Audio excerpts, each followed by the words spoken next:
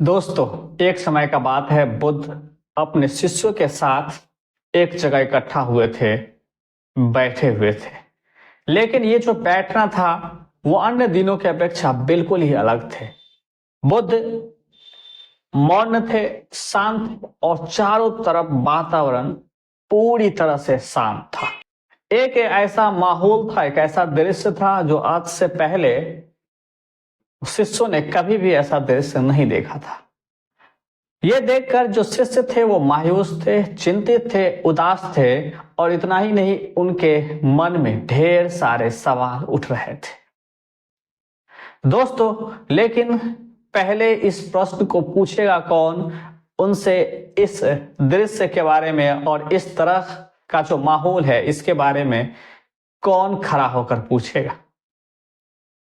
दोस्तों, मन में तो बहुत सारे सवाल थे, फिर भी एक शिष्य हिम्मत जुटाता है, साहस के साथ बुद्ध से पूछता है, आप आज इतना मौन क्यों है? दोस्तों, बुद्ध के तरफ से कोई भी जवाब नहीं आता है, लेकिन बुद्ध शांत ही रहता है, मौन ही रहता है। फिर दूसरे सवाल यानी दूसरे शिष्यों के द्वारा फिर से सवाल पूछा जाता है, आप इतने शांत क्यों है? क्या आप अस्वस्थ है, या हम लोगों से कोई गलती हुई है, या आप कुछ और बात है? दोस्तों, तमाम प्रकार के सवाल अलग अलग शिष्यों के द्वारा पूछा जाता है, लेकिन किसी भी सवाल का कोई प्रत्युत्तर बुद्ध के द्वारा नहीं दिया जाता है। न ही बुद्ध अपना मुंह खोलते हैं, उन्हें बताते हैं, न ही समझाते हैं, बल्कि और शांत रहते हैं। दोस्तों, अलग अलग शिष्यों के द्वारा अपनी भावना, अपनी बात बुद्ध तक पहुंचाने का कर्म जारी था। इसी में एक शिष्य ने यह भी पूछा, क्या हम में से अगर कोई गलती की है तो कृपया करके आप वो भी बताएं। इनके बावजूद भी उनमें से किसी का प्रत्युत्तर बुद्ध के द्वारा नहीं दिया गया। दोस्तों, तो फिर उसी क्रम में एक शिष्य जो दूर खड़े थे, उन्होंने पूरे जोर लगाकर यानी जोर से, आवाज में थोड़ी गर्मी थी, क्रोध की भावना था, गुस्से का स्वभाव था, आवाज पूरे कड़क थी, और बुद्ध के पास सीधे आवाज पहुंचता है कि मुझे इस सभा में बैठने की अनुमति क्यों नहीं दी गई, मुझे क्यों नहीं बैठने दिया गया?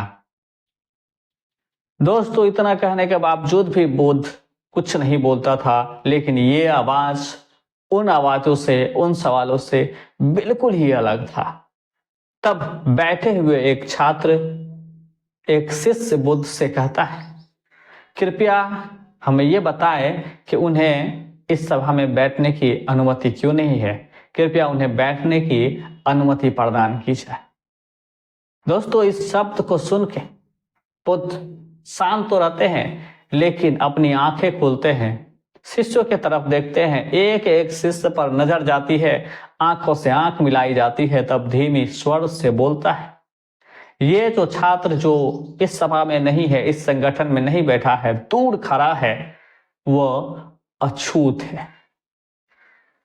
ये एक लाइन बोलते ही पूरे सभा में मायूसी छा जाता है, चिंतित होता है, सभी घबरा जाते हैं, उदास हो जाते हैं। फिर से कई सवाल खड़े हो जाते हैं। एक छात्र तुरंत उठ खड़ा होते हैं और बुद्ध से सीधा कहते हैं, जब हमारे इस धर्म में छुआछूत, अधर्म, जाति प्रथा, ऊंच नीच की प्रथा है ही नहीं, ऐसा कोई विचार है ही नहीं, ऐसा सिखाया जाता ही नहीं, तो ये अछूत कैसे हो गया? दोस्तों, इसी सवाल को और भी शिष्य दोहराना शुरू कर गया कि हम लोग ऊंच नीच की भावना को मानते ही नहीं, छुआछूत मानते ही नहीं, तो फिर ये छात्र अछूत कैसे हो गया? दोस्तों, ये गंभीर सवाल था, ये और चिंता का विषय बन गया उन छात्रों के लिए जो बुद्ध के सभा में बैठे थे, बुद्ध से ज्ञान अर्जित करने के लिए, बुद्ध की शब्दों को सुनने के लिए। दोस्तों, फिर बुद्ध मुंह खोलता है और कहता है कि ये जो अलग थलग में खड़ा हुआ शिष्य है, वो आज क्रोधित हो गया, जिससे जीवन की एकाग्रता खत्म हो जाते हैं, क्रोधी मानव मनुष्य हिंसा करता है, समाज के लिए खतरा होता है, उससे परिवार टूट जाता है, रिश्ते बिखर जाता है और दोस्तों के और आपसी संबंध पूरी तरह से खराब हो जाता है। इसलिए उन्हें अलग थलग रखा गया है ताकि अपने जीवन में एकाग्रता, शांति, चैन दोबारा लौट कर लाए और फिर से इस सभा में साझेदारी बने, सभा का हिस्सा बने और कुछ समय एकांत में बिताने पर उनकी जीवन की जो एकाग्रता है वो लौट आएगी। दोस्तों, ये शब्द सुनते ही जो छात्र दूर खड़े थे, जो शिष्य दूर खड़े थे, उन्हें अपने किए हुए काम पर, किए हुए और बोले हुए शब्द पर पछतावा होने लगा और बुद्ध की बातों को पूरी तरह से समझ गया और उन्होंने क्रोध किया था और क्रोध का मतलब और उनकी जो होने वाले नुकसान था वो पूरी तरह से समझ।